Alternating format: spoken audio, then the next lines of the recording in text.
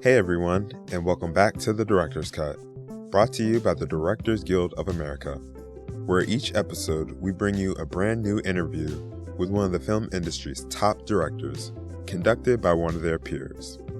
You can now subscribe to our podcast on Google Play Music, as well as iTunes, Stitcher, or on our SoundCloud page at soundcloud.com/The Director's Cut.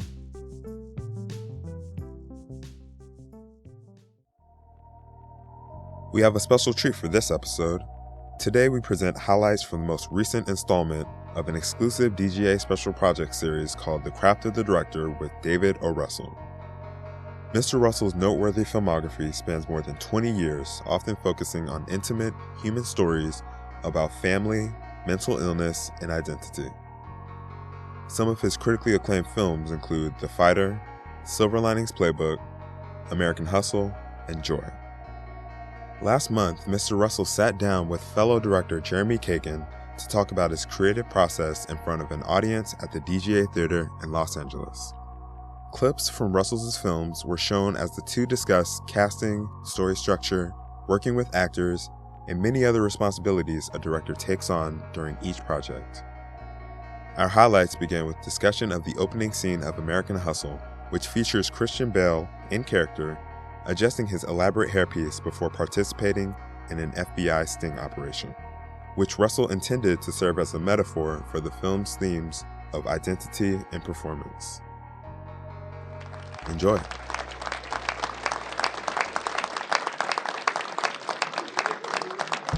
Welcome. Part of these conversations, what we're interested in, is to look at all of the responsibilities and stages that a director goes through, so we can learn from one who's a master like yourself what your process is. So let's start from story, because that's where it begins. And in your case, it becomes really special because you're a writer as well as a director. Sometimes we're dealing with directors who, that's what we do. We direct, but we don't originate material. So in this case, talk about the relationship between the story and you as director before you ever cast and got on the set. Well, this came as a true story script to me by Eric, and I knew what I wanted to do with it about the characters. And that became a process while we were ending Silver Linings Playbook. I was going to the homes of Christian Bale and Amy Adams and Bradley Cooper and Jeremy Renner and talking about what their characters could be. And it sort of really was born in Christian Bale's backyard, where we talked about this man as the bigger idea of an idea about a movie where the people are not beloved. I don't want to make. I want the people to be beloved, even by their own standards. So that's who Christian was in The Fighter. You see, if he's just a jerk who's a drug addict, and I don't love him, I don't want to make that movie. There are people who will make that movie, but I don't want to make that movie. I want to find what I love about him. So we had to truly love these guys, and we had to find what he loved about life, and he loved Duke Ellington, and I gave him all my personal things that I loved. Duke Ellington, he loved dancing at the Pierre Hotel, which was a corny, old-fashioned thing to do in the 70s, but it's what he did. It's what I did. He loved the art of imposture, acting. He believed every day was that. That opening idea, which came as we were in production already, because then it becomes a little bit of a horse race between all the actors, because I want them all to shine, and it's my job to make sure they all shine as a writer and a director. So that's like you're trying to leap higher for each one. So when Bradley came in and he was a bigger presence, I was partly thinking as a father, I want Christian to feel like he's getting his due. But partly also as a filmmaker, I thought, oh my gosh, what a great opening. His hair is a metaphor for the whole movie. It's a metaphor for what identity is. It's a metaphor for what acting is. It's a metaphor for what life is. Sartre says, none of us understands why we're put here, but freedom is what we do with what people have done to us. What the situation we've been put in is just what we do with that.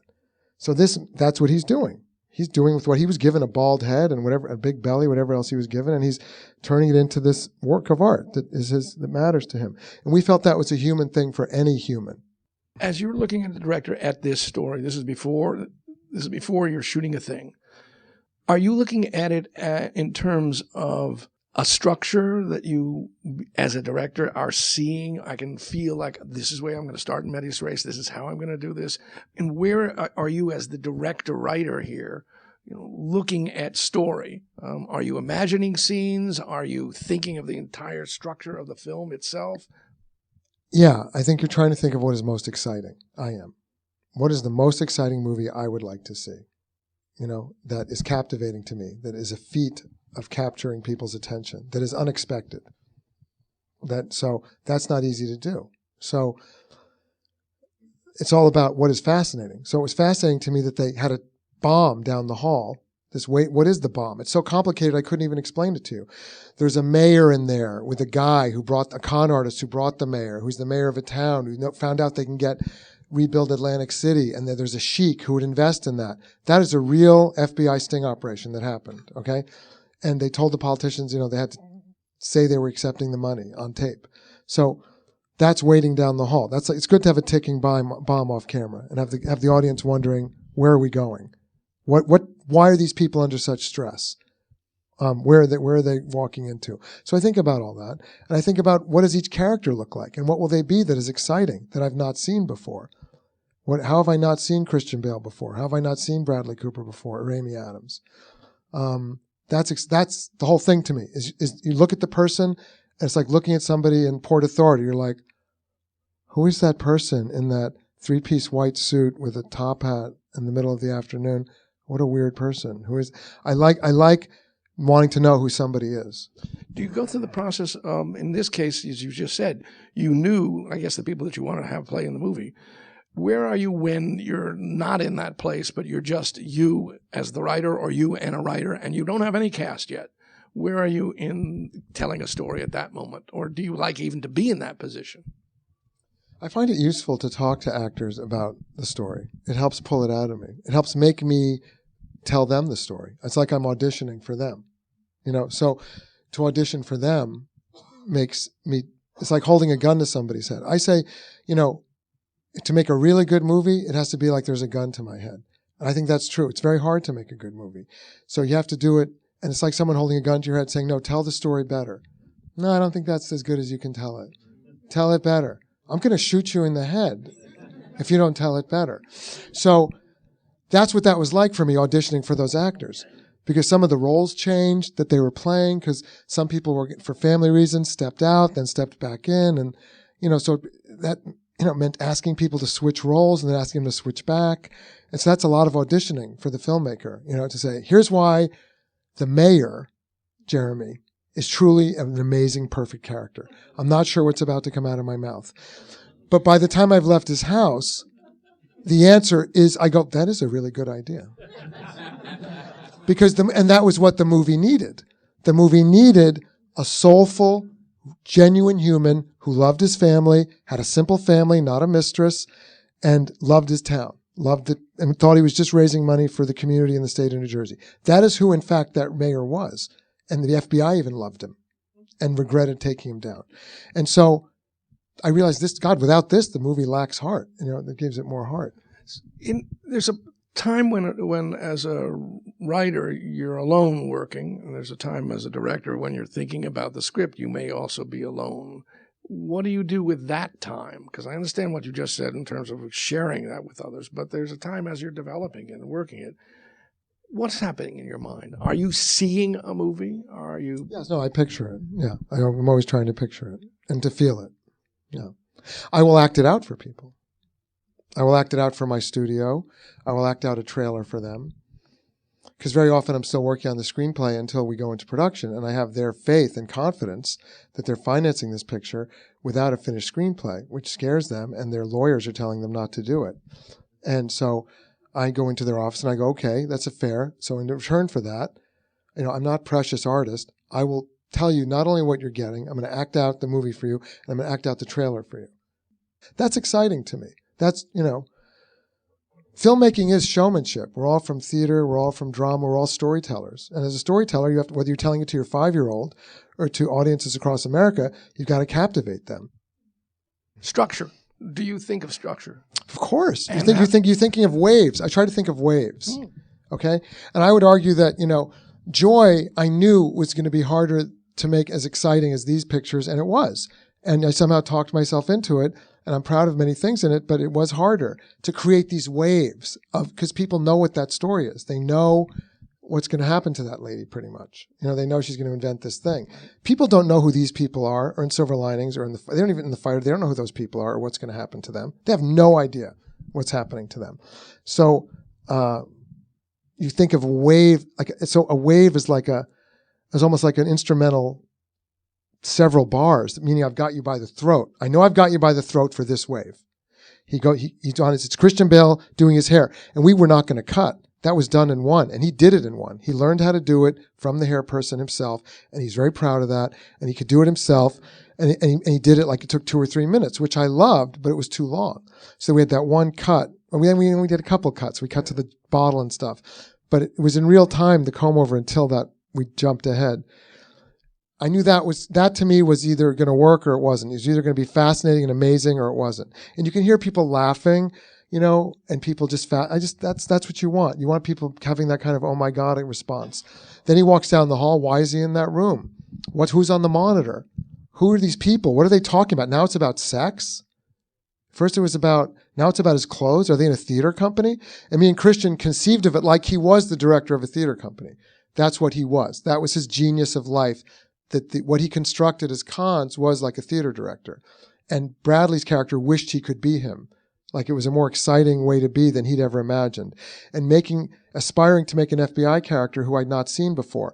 Kind of like the principal or the person you look up to, and then you go to their house and you're shocked they live in curlers with their mother and their fiance in a one-room apartment with like a bald dog. And you're like, I never pictured the principal like that. I thought it would be like a nice house, So really like that the FBI guy who's a striver had this weird home. And I always like to shoot negative day 1, right? Meaning? Day 0, right? So that's a stolen day. And it makes us, psychologically, it gives us a lot of morale. Meaning me, an actor, and a mini unit, and the UPM, we want to shoot the day before the shoot starts, right? So it has to be something simple. In Silver Linings Playbook, it was the day he runs up to the high school and he sees his principal, speaking of principals, and she tries to run away from him, and he catches her at the door. That was just Bradley, me, the camera, and that lady, Patsy Meck, who's an actress who plays his mother in American Hustle, Philadelphia actress. And in this one, it was just Bradley in the apartment with the fiance and Patsy Meck. That was negative day 1. And you just feel good. You feel like, you feel loose. You don't feel the pressure of the whole crew. You feel like you're just doing something that's really cool and passionate. And on day 1, you're ahead of the schedule, Soundman's is with you as well, though, right? Because you're recording sound on both of these cases. Oh yeah, no, sound is definitely there. Yeah. But you've got a little crew. It's just a small crew. It's a mini unit. Yeah. All right, let's I want to go with the wave one more time. It's in terms of. Oh, so that was a wave, right? The next wave's going to come right now when Bradley closes the briefcase and he goes, he looks at the cash and he closes it. And this was designed to do this, to be like it was a rhythm. It's all music. Listen to Duke Ellington. Any film is rhythm. So that rhythm ended after they had their argument and she fixed his hair. He goes to the briefcase and he goes, click, let's go.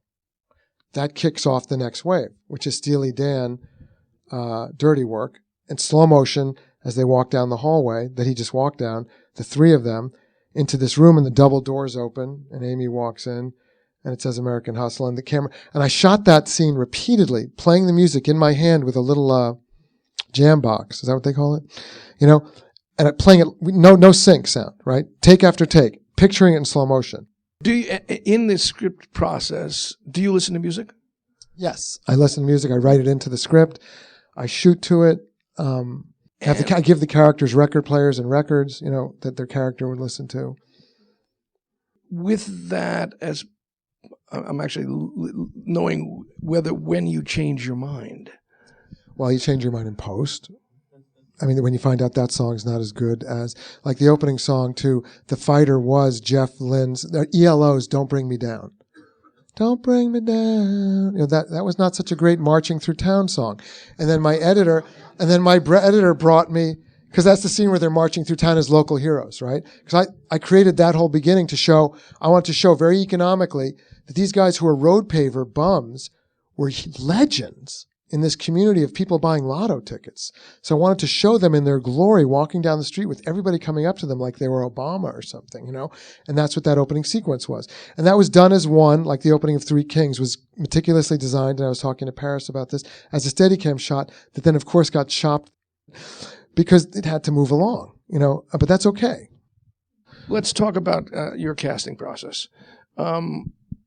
If you were casting somebody to be a moderator who's a Q&A person, you were seeing a whole bunch of people come in, what would be your process? I would say get Jeremy Kagan. If I were walking in here, I wouldn't get out of bed. I'd just say get Jeremy Kagan. After that one, if I were up for another part, what's your process? I'm not talking about the stars. I want to hear about that too, but I want to also hear, just because oftentimes the people who play small parts in your picture are wonderful characters. Some of them are the real people. Some of them are just wonderful actors.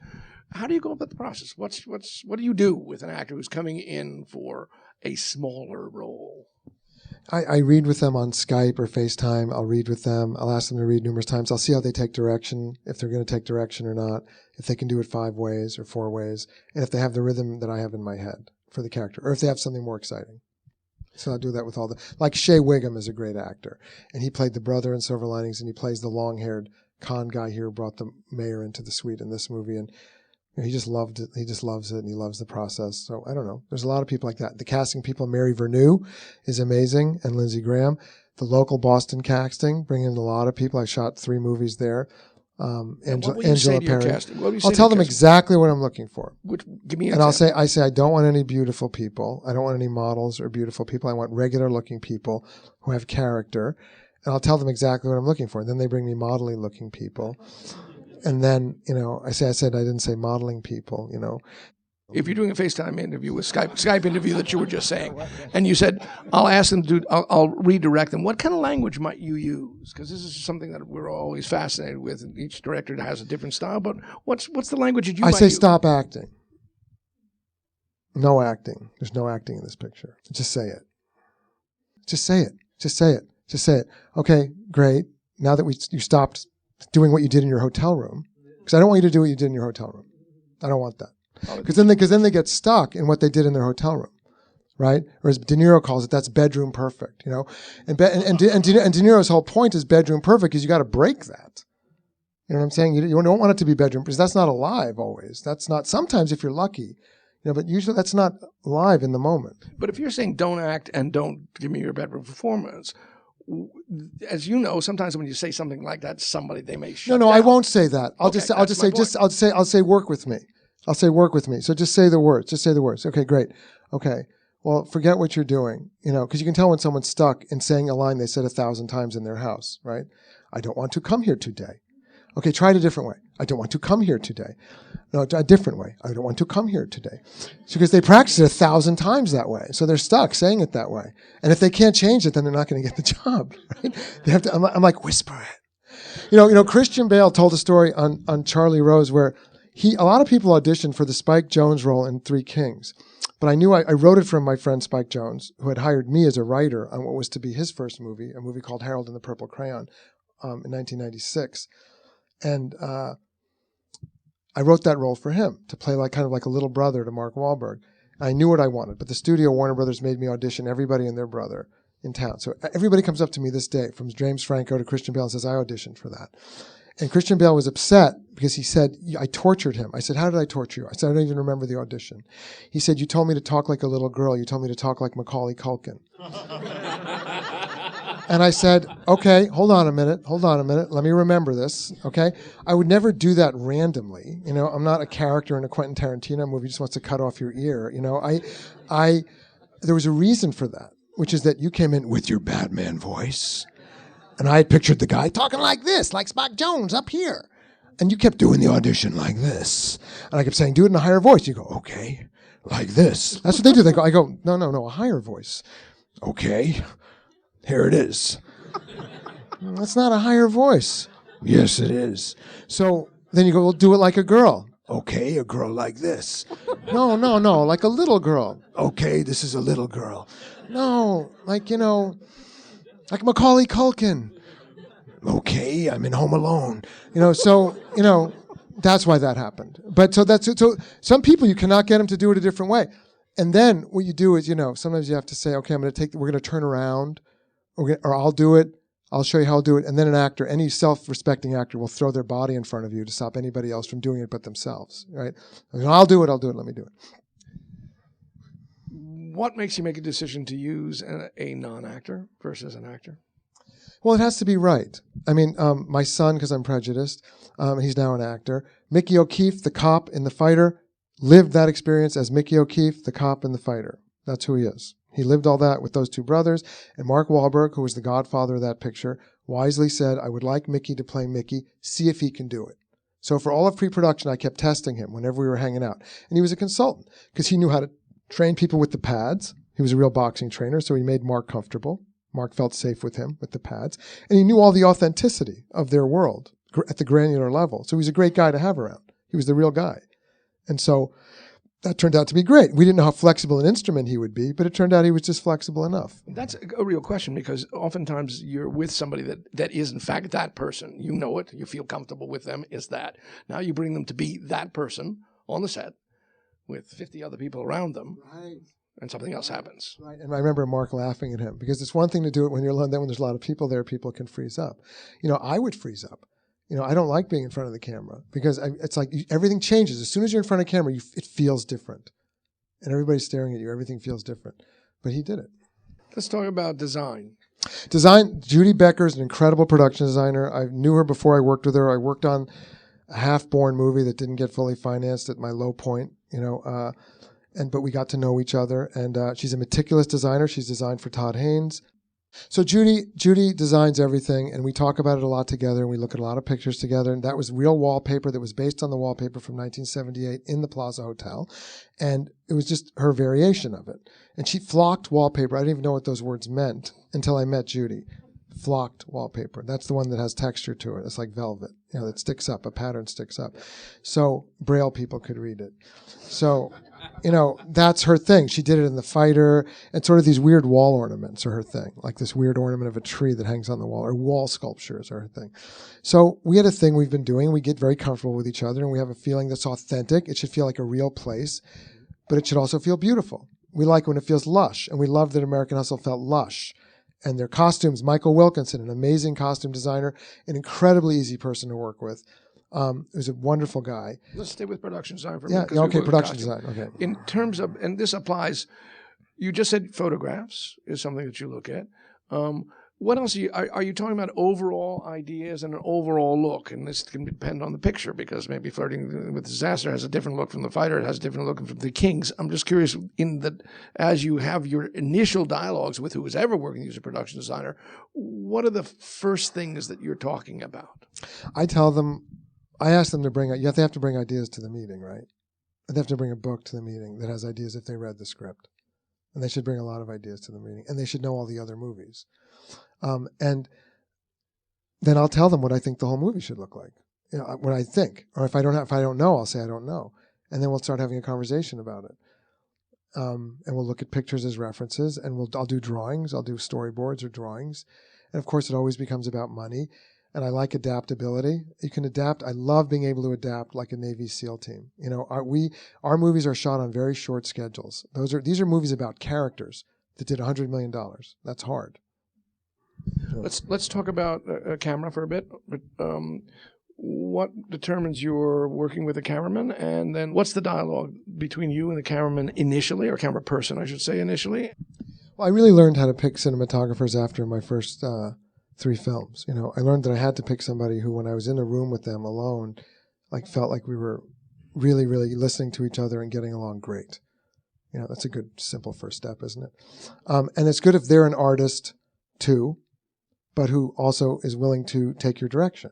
So I love them to be artists who love cinema and who are very excited about cinema, as excited as I am about planning a shot, and will argue for a shot. But if they're shut down, if I say no 7 out of 10 times, that's not going to stop their enthusiasm for the picture and for pitching new ideas. That's what I say to them in the first meeting. I mean, they help design a shot and they help you figure it out together. And I storyboard it a lot of times, and then we change it. And the DP, I tell them how I want the lighting to look. I want it to feel natural. I want to be able to turn around a lot easily and still have it be beautiful. And that usually means soft sources. I mean, everybody, soft sources, simple soft sources. Or as a very famous gaffer told me on my second short film, Dickie Quinlan, who had gaffed several Scorsese pictures. He was the gaffer in New York City. And it was the biggest coup of my life when I was 25 to get him, or 27 or something, to light my short film. And he said to me, he kept saying, I don't know, after 3 lights, I get confused. After 3 lights, I get confused. He was like, well, there's like a 5th light, then there's a 4th light, then there's a flag, then there's this thing. It's like, it's too complicated. You know what I'm saying? Just make it, light it simply, but beautifully. Talk about working with storyboards. You did say you storyboarded certain sequences, or maybe all the. No, I storyboard as much as I can. Is this your drawings? Is this? I've worked with a storyboard illustrator, and I've also done them myself. I'm not a very great drawer, but I mean, I do them myself, and I've done them on computers, and I've also done them with drawers, and it helps you picture the sequence shot for shot. It's very helpful for action. And how early on will you get like into 6 that? weeks out, 3 months out, like that. So when you know the pictures When you're in pre-production, yeah. Got it. And your mood in pre-production versus your mood in shooting. I find that pre-production, I'm far more anxious because there are so many unanswered questions. And I find when you're walking onto the set, there are lots of unanswered questions, but you know what you're after and you know what you're doing. I'm curious whether you have a different sense of just where you are as a artist during that pre-production time versus during production. Some people love. Well, our job is really, it's a weird job being a director. You know what I mean? I mean, everybody thinks it's a great job and everybody wants to direct, but in another world, like in Dante's Inferno, I would say it's like a hell you could wish on somebody, because it's like going, here's your job. This is a good one. God is laughing. He's like, this is a good one. This guy's not going to know this is hell, but he's going to want to do it, but it's hell. Okay, here's your job. You have to get other people to do things in a very specific way. And you also have to create reality. Okay, go ahead. And then you go, well, it doesn't sound so bad. I'm going to get paid to do that? Okay. But it's very, very difficult, and you have to carry your authority in the right way. That's why I want you to talk about that thing you were talking about. But I think you should do it after this clip. So how you carry that authority in pre-production matters. You're like a poker player. You have to always, even if you're scared out of your mind, you have to act like everything's great. I'm going to still pursue this. Yeah. The difference between you in pre-production. Well, I think I'm saying you have to be. As someone said to me, being creative, writing, or pre-production is a state of alternately feeling inspired and adrift, and that's a grown-up skill. That's not a comfortable place to be. That's an uncomfortable place to be, and that's when I feel like my mother was right when she said I should have been a doctor. Because it's just like this weird limbo. Is the film even going to happen? Are the wheels going to come off? And you just have to keep driving forward, like General Patton, like without a doubt in your mind. You don't want to be that guy from the Civil War, McClellan, who Lincoln couldn't get him to attack. And he finally had to go, I fire you, man. Yeah, right. And so finally he was like, God, it was like I passed a great bowel movement when I fired that guy. Because then finally Grant and Sherman started to fight the war. They started to prosecute the war. But until then, they just parked with the greatest army in the world. They just parked in Virginia. So you got to just keep going, and everybody will follow you, even if you're scared out of your mind. There's a part of, particularly that the unknown and the accident plays in all of what we do. Mm. You took a left here and suddenly you saw that house. Mm. Yeah. Sometimes I actually think if you're well-intended on what you're about, there will be accidents that will occur that will in fact make what you're doing better. That's absolutely true. Mountain climbers say that. If you prevaricate, if you're too ambivalent, that will not happen. If you're always trying to hedge your bets, that will not happen. But when you commit, you go, I'm going to climb the mountain this way. I may die, but I'm picking this way. Then all kinds of things will present themselves to you. Otherwise, God's like, nah, you didn't pick yet, so I'm not going to give you any stuff. He's like, no, I'm not going to do it. You got to pick. It's too easy if you don't pick. You got to. So then you pick, and then all that other stuff shows up. Yes, that does show up. So I go to this intersection. I'm scouting locations in the fighter, and I love this. That's a industrial town from 1800. it's a weird town, Lowell, Massachusetts, with these weird little triangle buildings and these amazing streets. So I picked this. I'm very drawn to big, open, graphic spaces, visually. So it's a big, open, graphic intersection. I love it, where 5 streets meet with a Flatiron building in the middle of it. And that becomes the opening shot. And when I look to my left, there's a street of all these identical houses like this on both sides of the street for like 2 blocks, like this. Like row houses, like little houses. And I go, wouldn't that have a telescoping effect if you zipped back, if you took the governor off the golf cart, which we had to do. You have to take the governor off it. The governor keeps it from going too fast. You take the governor off, and the guy, the Steadicam operator, backed up and sat on it, and then he punched it. Wouldn't that have a great effect? And so that's a found thing. That's a found thing. And that launches you into that march into town, which we're not going to look at now. Let's go take a look at another clip.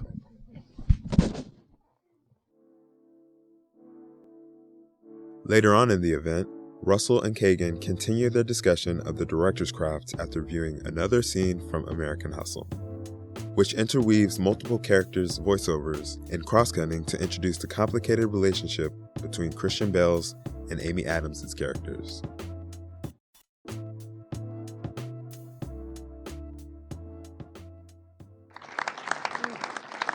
I want to talk about rehearsal because the performances are delicious and deep. So can you talk about how specifically you worked with these 2 actors, or in this particular case, to help them discover who they were? So let's talk about this rehearsing process. As I said, I talk to them a lot in pre-production when I can. So it's like we're already rehearsing because we're talking about the character. And they're telling me things. They're sharing things with me sometimes about themselves that I will put into the character. They're either in the movie or not in the movie. Jack Nicholson says it's always good for a character to have a secret. So sometimes it's just a secret that the actor has. So there's a lot of that. And then I rehearse with them one-on-one. And there's a lot of that. And then I rehearse with them in 2 pair. And there's a lot of talk about what their character's like, and they're building the character with me, and they build their wardrobe with me, and I want them to participate in those selections. I don't want them making any selection that they don't like or love. And by that time, they sort of started to become the character because they've started living in that. In both cases, there's a voice that they have that is not their own voice. I'm not talking about when she decides to be Mrs. Lady Greensleeves, but I mean, that's not, I think, Amy's voice, but certainly it's not his. What's the process of your saying this is the right accent, if you will, looking at that? I mean, are you beforehand talking this through? Are you listening to other people? Because he's got obviously a specific rhythm, a specific tone of voice. Speaking of Christian Bale and what you just did, he chose a voice. How do you participate in that process? Well, he's an artist, as is so many of the actors in this film. Christian had the real guy who he met, who was alive, very old, and he absorbs from that, and he listens to other things, and he goes to his Christian workshop, and he comes back with his thing, and then we talk about it, and it shifts a little bit, in The Fighter, for example, he was imitating Dickie Eklund, who was with us in the movie, but for the first 2 weeks, we couldn't understand anything he was saying, but it was accurate to how Dickie spoke, and Christian did not want to change it, until 2 weeks in, he said, "Oh, I think what you're trying to say is that if people don't understand what I'm saying, they might start to get bored." And I said, "Yes." So then he understood why I wanted him to at least calibrate it so you could understand what he was saying.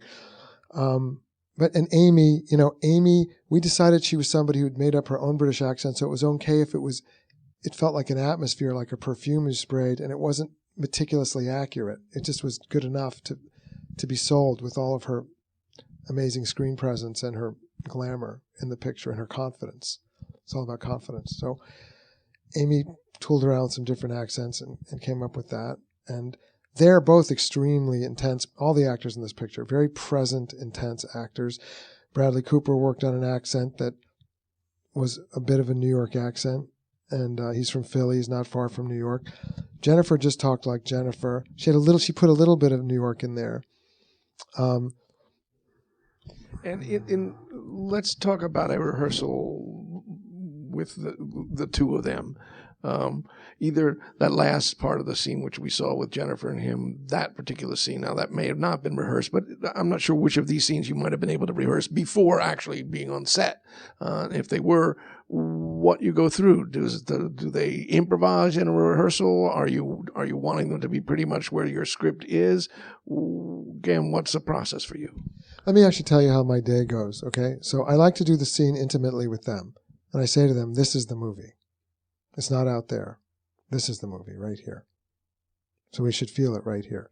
And I start my day in the van with the crew. I like the whole crew to gather in a van. It's very important that it's an enclosed space because enclosed spaces are very powerful. All the power is in there and your attention is not distracted. And I will go through the entire day with all the keys and sometimes the actors in the car. And you have some actors like Bradley Cooper who may become filmmakers themselves. So he's very collaborative and helpful in all of that and very smart.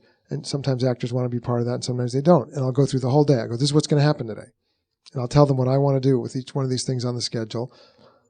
We'll talk that through. And then everybody feels like they have it from a human being, not just a piece of paper. No, I'd say it really evolved on The Fighter in the last, and then everybody feels like they have their mission. They heard it from me and we're united.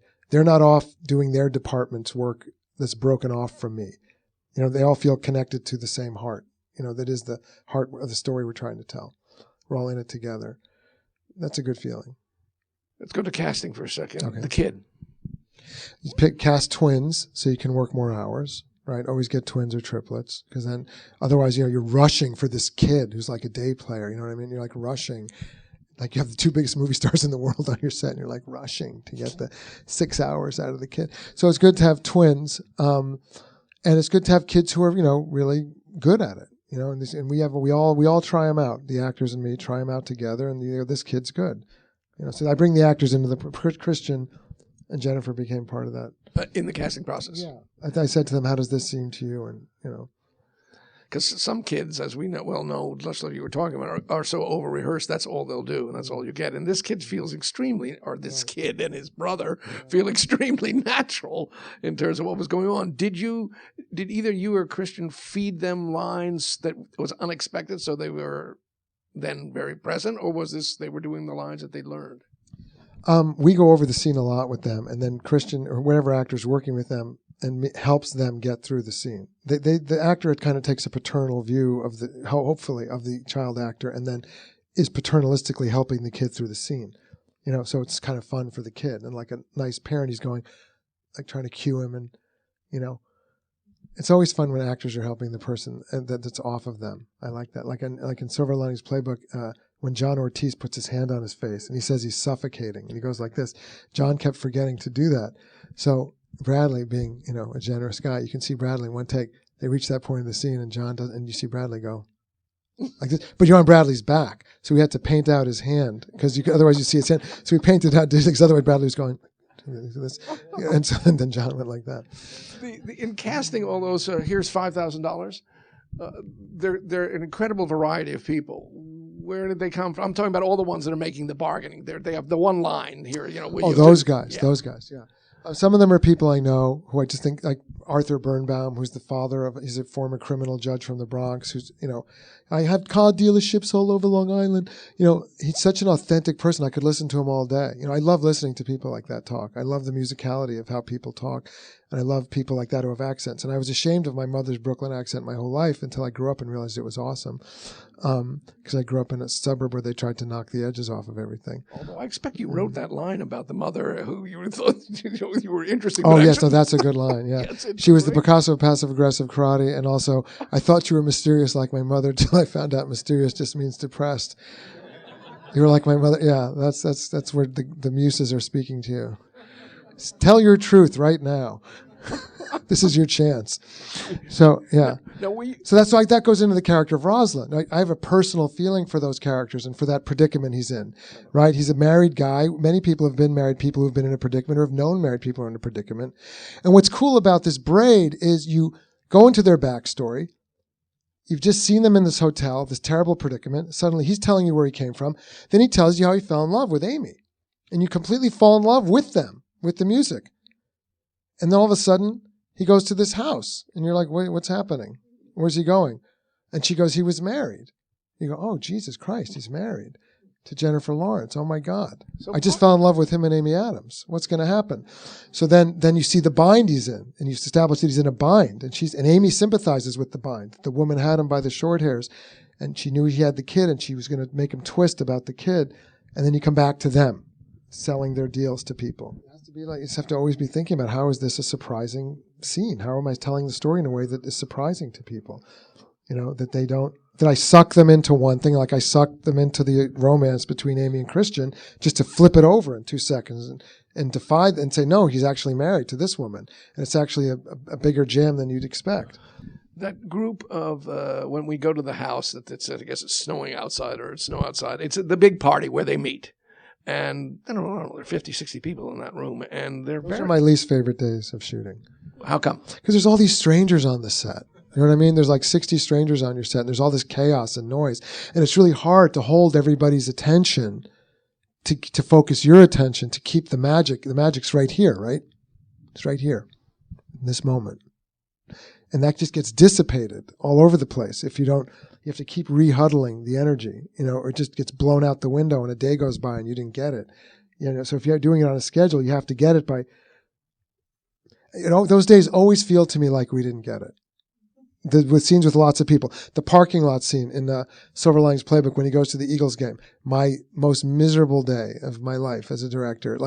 Just with hundreds of Eagles fans in their trunks. And I'm like, everything feels like just chaos.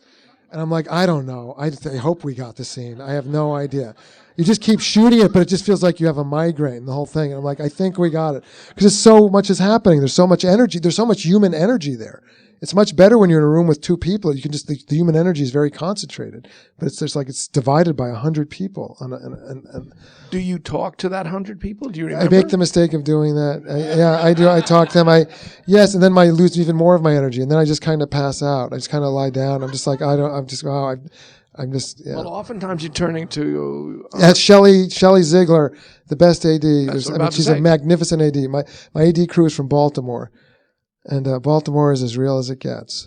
Baltimore's has very certain beers and cookies and ways of living, and that's John Waters, and they're just real people, and they're wonderful. They're very hard. Xanthus Vallon, the second AD, and they know how to. We have a scorecard. We try to get more yardage than we can get, and Shelley's my partner all day in handicapping that. She's saying, "This is your chance to steal that thing that you wanted to steal." I give her my whole basket of things I want to steal.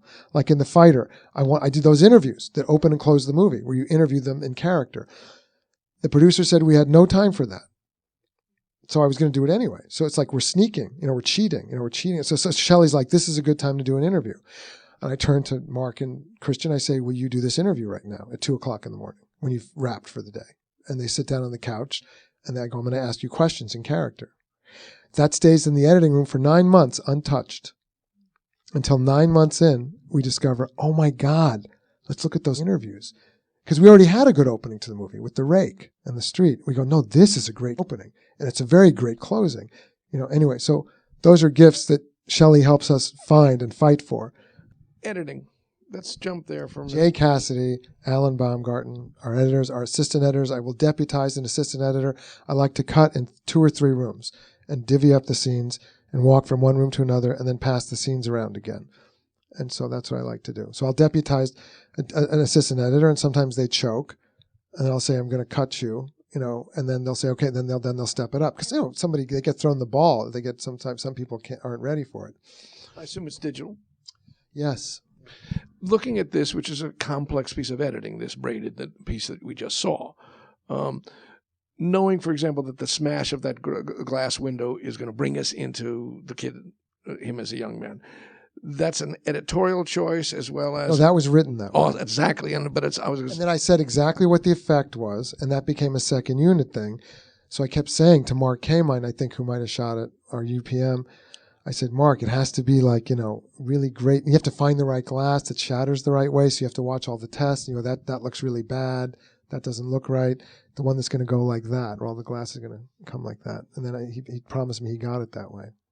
As you're in the editing room, in particular the 3 editing rooms, What's your process? Are you going from shot to shot? Are you saying, give me this sequence and then let me examine it? And particularly when something like this, where you've got the voiceovers, it's going to weave into the actual things that are getting spoken.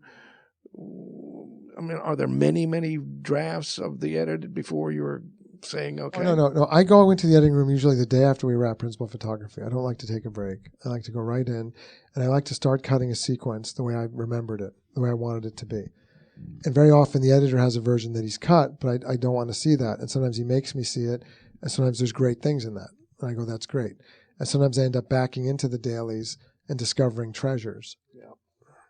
Do you do any pre-visualizations with I don't know, a small digital camera as you're going on locations? And we don't do playback, by the way. We do not do playback on our sets. And where are you? Where are you when you're actually shooting? I'm with the camera. I'm next to the camera. And so where's Video Village? Back there somewhere. Do you play music on the set? Yes. And how? Well, sometimes I'll play music sometimes just to shake up the mood, a beautiful song in between setups. So something unrelated. A great piece of music that is related to everything, but it has to be an inspiring, great piece of music that's related to them. And then I will play music that is in the scene as they walk the scene, so they have a feeling of rhythm. Rhythm is everything, and Dustin Hoffman taught me that is a legitimate fashion of direction, given what is called a line reading or indication. My actors will sometimes say to me, please give me a line reading, because they want to hear the rhythm of how I'm hearing it. I thought it was verboten, not to do that, but rhythm is character. If how I talk tells you something about me, and you can get to the heart of a character from the inside, from what my emotional story is at that moment, or from the outside, from how I dress and how I carry myself and how I talk. And if I talk like this, it changes who I am as a person. So they can get to character just as easily through rhythm as they can. So when Bradley Cooper was running through town in Silver Linings Playbook, I told him a rhythm that was in his head, which told him what his energy was. I was like, tick, tick, tick, tick, tick, tick, tick, tick, tick, tick, tick. It made him feel that he had this, because his character was burning with this manic desire to put his life back together and to find his ex-wife. And so that's in his eyes. Tick, tick, tick. He's not just running. Very often when you run, you have a rhythm in your head. So I gave him a rhythm in his head. Were you, if you're back in the editing room now and looking even at this sequence of braided stories that we're talking about, will you find yourself reworking? You obviously just said from the fire you took something that you'd almost forgotten, and it ended up being an essential moment in the movie. Will you find yourself redoing a scene, playing it from another character's point of view, because you've got great performances, so you could be on one or the other, and particularly if you've covered them? Or are you pretty much, I know where I was intending and I'm heading toward that space? Well, I like to tell the movie from every character's point of view, for them and for me, because I always learn something when I make myself tell the whole movie from their point, as if it's their movie. And then the editor, Jay Cassidy and Alan Baumgarten, they're incredible. So we are tireless in our process, and Bradley Cooper's often in there with us. And I will welcome anybody into the editing room at the right time to take any note at certain time, but certain people are just collaborators, and those people are all collaborators. And we retry it many different ways, and we learn many different things. And we have bake-offs. I call it a bake-off. I go, let's bake it off, because sometimes we have fans of one version and fans of another version. And sometimes we switch positions. And I'll say, Jay, I'm arguing for your version. He'll say, yeah, but I don't agree with that version anymore. So that's a healthy process, where it's not precious and you're not afraid to change it, When will you settle? When will you say, I've got it? No, you go back and forth, and you never stop discovering it. My whole thing is I keep unlocking the picture even. Which is, that feels like a great gift. When things are limited is when they're special, right? Like when you can't get into a theater to see a movie, it's special. When it's available everywhere, it's not so special. So life is special when it's doled out that way. So when the time is doled out, special ideas come. So the time is doled out. They go, you have to lock. So deadlines are our friend. We race for every deadline, and we use it to elevate. And then every preview, elevate. And then lock picture. And then I go, Jay, we have to unlock the picture. Please, Mr. Studio Boss, can we unlock the picture? Because it's essential that I add 2 beats, and a beat is 16 frames. 16 frames is a beat. Jay Cassidy taught me that, not 24 frames.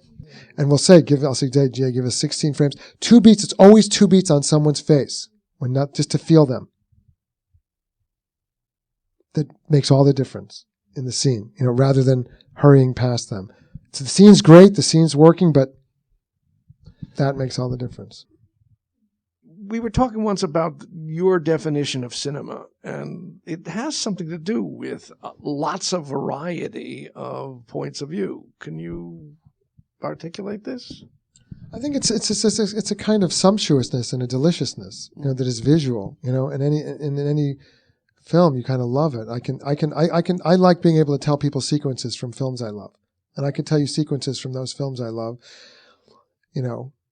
Whether it's I Am Cuba, or whether it's Goodfellas, or whether it's It's a Wonderful Life, or whether it's The 400 Blows, or I could tell you a sequence from it, and with the shots, I don't know why. It's very comforting to me. It's like a song. Like if I was ever, if I was ever stuck in traffic or something, that's a fun way to occupy your mind. It makes you happy. If you sing, it makes you happy. If you go over a scene from a movie, if you tell somebody a scene from a movie, it makes you happy. If you tell them that scene. I think that when you make a movie, it's the opportunity for you to see life like through a child's eye, or like new for the first time. It somehow becomes magical and different. And then if you feel the love and connection to that, then you're making a movie, because that's a special thing. You're showing somebody a vision of life. So that's how it should feel. Every shot, you should try to imagine feeling it that way. Like if you're a kid telling your parents something that happened, and you're feeling every single bit of it. So it's also then discovery. I mean, you're using the camera to reveal, to discover, as distinguished from here it is in front of you, here it is over here. It seems both of those shots are reveal shots in a way. And this is another braiding piece, like the thing that we did in American Hustle, where you go into the backstory. So we had to very economically tell the story of who was this guy? What are we walking into? We're walking into a situation where this guy used to be a champion, but now he's older and he's a crackhead, but the mother still worships him. So how do you tell all that story without stopping the movie? So you design a scene where she comes into the gym and she's bragging on the older crackhead in front of the younger kid, which was what happened. And then we reshot exactly the way it looked, that HBO sequence with that, I think that guy's name was Ray Carney or something, with the plaid jacket. And then I like the cross-cutting of the fight with him fantasizing about the fight while he's smoking crack. He's fantasizing about it. I thought Pam Martin edited that perfectly. I know we aren't seeing all the daughters, but can you talk a little bit about them? Those of us who know the movie, they are this phalanx of power, and I'm curious how you created them. I spent a lot of time casting them, and I told them to be a pack and encouraged them to be a gang, because that was the trick of the movie to me. I could tell whenever I'd watch the movie be screened that people were digging the movie but when the penny really drops for the audience is in the scene when Mark and Amy Adams face off against the Seven Sisters and Christian, and you can feel people go, "Oh, it's a family feud." Oh, it's like a fight of clans inside a family, and they get all excited. It's like watching people on Jerry Springer or something. So you can feel the excitement in the theaters whenever that would happen. And that we knew that was something delicious, and I knew that those sisters had physical fights with the Amy character. And so I was sure to put one in that I was especially looking forward to, that I knew it was to be a very exciting scene. What do you do with the physicality here? How do you prepare for the stunts? In that case, I happened to run into Amy Adams at a Whole Foods at like 10 o'clock the night before we were shooting it in Andover, Massachusetts. And it was empty. And she and I were like the only two people in the supermarket. And I showed her how I wanted her to do the fight in the empty aisle of the supermarket at 10 o'clock. And we kind of acted it out that night. Other things like how she goes to bed with Mark Wahlberg in the movie. It's a very seductive sequence. Mark and some actors feel like it makes some actors more comfortable if you tell them exactly how you want them to do it. So it takes it off of them, because they don't want to have it up to them to do something sexual. They don't want to be perceived as doing something inappropriate. So I made sure to choreograph, with, my partner, what I wanted them to do exactly what I wanted them to do the day before. And then that's what I told them to do. And I acted it out for them. I'm willing to embarrass myself as a director, which takes the stigma away from it. Like Mark Wahlberg in the Three Kings wouldn't dance until I danced in front of the whole crew. So I danced in front of the whole crew. And I wouldn't cry until I cried in front of the whole crew. So then I cried in front of the whole crew. And that freed him. So likewise with the sex thing, if you do it, you kind of act it out, then people can laugh, and so then it takes some of the stigma off of it. If you reflect on your role as a director now and consider what you've learned, what are some of the things that are different for you now from the time when you were starting out doing spanking? What's different besides your own maturity and your own growth, but as a director? I don't know. Probably the most important thing is feeling like you know what you want. Mm-hmm. You know what you want, and you want to go deep with the character, as deep as you can, and being sure you find the way to do that, and being sure you're going to find the music and the beauty in whatever scene you're shooting. To feel very relentless about searching for that, because if you relax about it, you won't find it. So knowing that you have to be always very vigilant about that, but also knowing what it is you want, what feeling you want.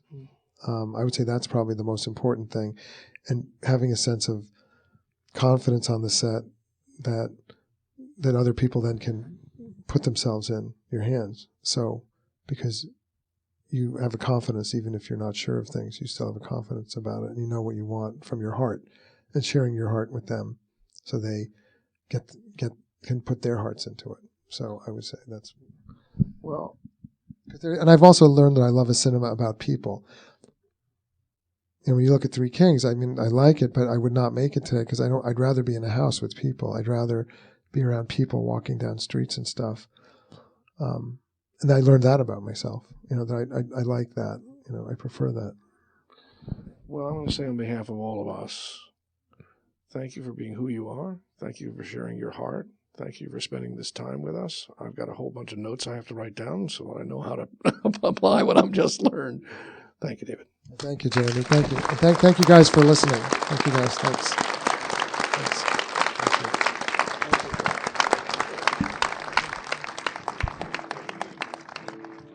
Thanks for listening to this special discussion. You can watch the full video of The Craft of the Director with David O. Russell and many other director Q&As on our website and our YouTube channel. And if you have not already, please subscribe to The Director's Cut on iTunes, Google Play Music, Stitcher, or our SoundCloud page so you won't miss an episode. And if you're enjoying the podcast, please leave us a review. We'd love to hear your feedback. Thanks for listening and have a great week. This podcast is produced by the Directors Guild of America. Music is by Dan Wally.